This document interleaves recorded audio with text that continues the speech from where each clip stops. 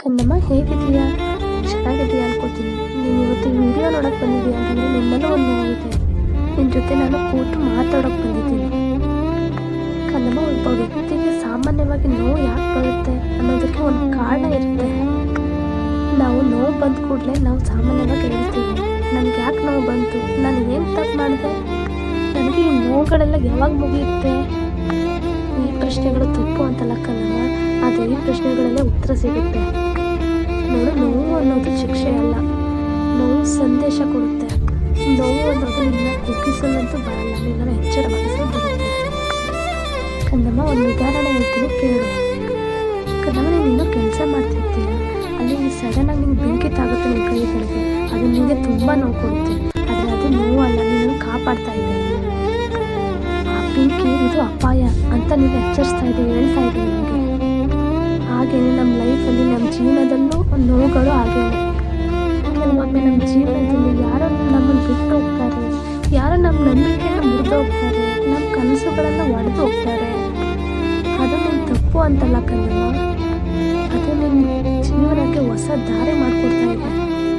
ಕಂದಮ್ಮ, ನೀನು ಇವತ್ತು ನೋವಿನಲ್ಲಿದ್ದೀಯಾ ಅಂತಂದರೆ ನಿನ್ನ ಜೀವನದಲ್ಲಿ ಏನೋ ಒಂದು ಬದಲಾವಣೆ ಆಗಬೇಕಾಗಿತ್ತು ಅಂತಲೇ ಅರ್ಥ. ಕಂದಮ್ಮ, ಈ ನೋವು ಬರೋದು ಯಾವಾಗ ಗೊತ್ತಾ? ನೀನು ಒಬ್ಬ ವ್ಯಕ್ತಿನ ಅತಿಯಾಗಿ ನಂಬಿದಾಗ ಮಾತ್ರ, ನಿನ್ನ ಮೌಲ್ಯ ಅಂದರೆ ವ್ಯಾಲ್ಯೂ ಮರೆತಾಗ ಮಾತ್ರ. ಕೆಲವರು ಖುಷಿಗೋಸ್ಕರ ನಿನ್ನ ಕನಸನ್ನು ಮರೆತಾಗ ನಿನಗೆ ನೋವು ಜಾಸ್ತಿ. ನಿನ್ನ ಕೊನೆ ಸ್ಥಾನಕ್ಕೆ ಇಟ್ಟಾಗ ಅಲ್ಲೇ ನಿನಗೆ ಜಾಸ್ತಿ ನೋವಾಗೋದು. ಕಂದಮ್ಮ, ನಿನಗೆ ನೋವು ಅನ್ನೋದು ಏನೋ ಒಂದು ಹೇಳ್ತಾ ಇದೆ, ನೀನು ಇನ್ನೂ ಹೀಗೆ ಇರಬೇಡ, ನಿನ್ನನ್ನು ಕಾಪಾಡ್ಕೋ, ನಿನ್ನ ಮೌಲ್ಯ ಅರ್ಥ ಮಾಡ್ಕೋ.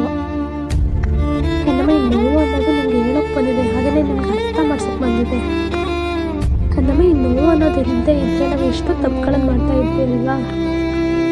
ಹಾಗೆಯೇ ಈ ನೋವು ಅನ್ನೋದು ಇಲ್ಲದಿದ್ದರೆ ನಾವು ಯಾವಾಗಲೂ ಅದೇ ತಪ್ಪು ಮಾಡ್ತಿದ್ವಿ. ಅದೇ ಜನ, ಅದೇ ಪರಿಸ್ಥಿತಿ, ಅದೇ ನೋವು ಬಂದಾಗಲೇ ನಾವು ನಿಲ್ತೀವಿ, ಯೋಚಿಸ್ತೀವಿ ಕೂಡ. ಒಂದು ಮಾತು ನೆನಪಲ್ಲಿಟ್ಕೋ ಕಂದಮ್ಮ, ನೋವು ಅನ್ನೋದು ಇಲ್ಲದಿದ್ದರೆ ನಾವು ಬದಲಾವಣೆ ಆಗ್ತಿರ್ಲಿಲ್ಲ ಕೂಡ. ಕಂದಮ್ಮ, ನಿನ್ನ ಜೀವನದಲ್ಲಿ ಯಾರೋ ಒಬ್ಬ ವ್ಯಕ್ತಿ ಹೊರ ಹೋದ್ರು ಅಂತಂದರೆ ಅದು ನಿನ್ನ ನಷ್ಟ ಅಂತಲ್ಲ, ಅದು ನಿನ್ನ ರಕ್ಷಣೆ ಕೂಡ. ಕೆಲವು ವ್ಯಕ್ತಿ ಕೂಡ ನಿನ್ನ ಜೊತೆ ಇರೋಕೆ ಬರಲ್ಲ, ನಿನಗೆ ಒಂದು ಪಾಠ ಕಲಿಸೋಕಂತಾನೆ ಬಂದಿರ್ತಾರೆ. ಇವತ್ತು ನೋವು ಅನ್ನೋದು ನಿನ್ನನ್ನು ಮೌನವಾಗಿಸಿದೆ, ಆದರೆ ಅದು ಕಠಿಣತೆ ಅಲ್ಲ, ಅದು ಅರಿವು. ಕಂದಮ್ಮ, ಇವತ್ತು ನೀನು ಮೊದಲಿನ ಥರ ನೀನು ನಗ್ತಾ ಇಲ್ಲ ಅಂತಂದರೆ ನೀನು ಇನ್ನೂ ಸ್ಟ್ರಾಂಗ್ ಆಗಿಲ್ಲ ಅಂತಲೇ ಅರ್ಥ. ಕಂದಮ್ಮ, ನೋವು ಅನ್ನೋದು ನಿನ್ನನ್ನು ಒಂಟಿಯಾಗಿಸಿದೆ ಅಂತಂದರೆ ಅದರಲ್ಲೂ ಒಂದು ಕಾರಣ ಇದೆ ಅಂತಲೇ ಅರ್ಥ. ನೀನು ನಿನ್ನ ಜೊತೆ ಸ್ವಲ್ಪ ಸಮಯ ಕಳಿಬೇಕು. ನೀನು ನಿನ್ನ ಮನಸ್ಸಿನ ಮಾತನ್ನು ಕೇಳು, ನಿನ್ನ ಮನಸ್ಸಿನ ಮಾತಿನ ಜೊತೆ ಸ್ವಲ್ಪ ಹೊತ್ತು ಮಾತಾಡು. ನೀನೇನು ಅನ್ನೋದನ್ನು ನೀನು ಅರ್ಥಕೊಂಬಿಡ್ಲಿ. ಒಂದು ಮಾತು ಹೇಳ್ತೀನಿ ಕೇಳು. ನೋವು ಬಂದು ಹೋಗುತ್ತೆ, ಆದರೆ ನೋವು ನಕಲಿ ಅಲ್ಲ, ಒಂದು ಪಾಠ ಕಲಿಸೋಕೆ ಬರುತ್ತೆ. ಅದು ಜೀವನ ಪೂರ್ತಿ ಇರೋ ಅಂಥ ಪಾಠ. ಇವತ್ತು ನೋವು ಇದೆ, ಆದರೆ ನಾಳೆ ಅದು ಅರ್ಥ ಆಗುತ್ತೆ ನಿನಗೇನು ಅನ್ನೋದು. ನೀನು ಇವತ್ತು ಇದನ್ನು ಕೇಳ್ತಿದೀಯ ಅಂತಂದರೆ ಒಂದು ಕಾರಣ ಇದ್ದೇ ಇರುತ್ತೆ. ಕೊನೆಯದಾಗ ಒಂದು ಮಾತು, ನೋವಿನ ಹಿಂದೆ ಹಲವಾರು ಕಾರಣ ಇದೆ. ಆ ಕಾರಣ ನಿನ್ನ ಜೀವನವನ್ನು ಹಾಳು ಮಾಡೋಕೆ ಬಂದಿಲ್ಲ, ನಿನ್ನನ್ನು ತಯಾರು ಮಾಡೋಕೆ ಬಂದಿದೆ. ನಿಧಾನವಾಗಿ ನಡೆ, ನಿನ್ನ ಗುರಿ ಮುಟ್ಟೋವರೆಗೂ. ಅದು ಎಲ್ಲೂ ನಿಲ್ಬೇಡ. ನಿನ್ನ ಸಮಯ ಬಂದೇ ಬರುತ್ತೆ, ನಾನು ನಂಬ್ತೀನಿ, ನೀನು ಕೂಡ ನಂಬು.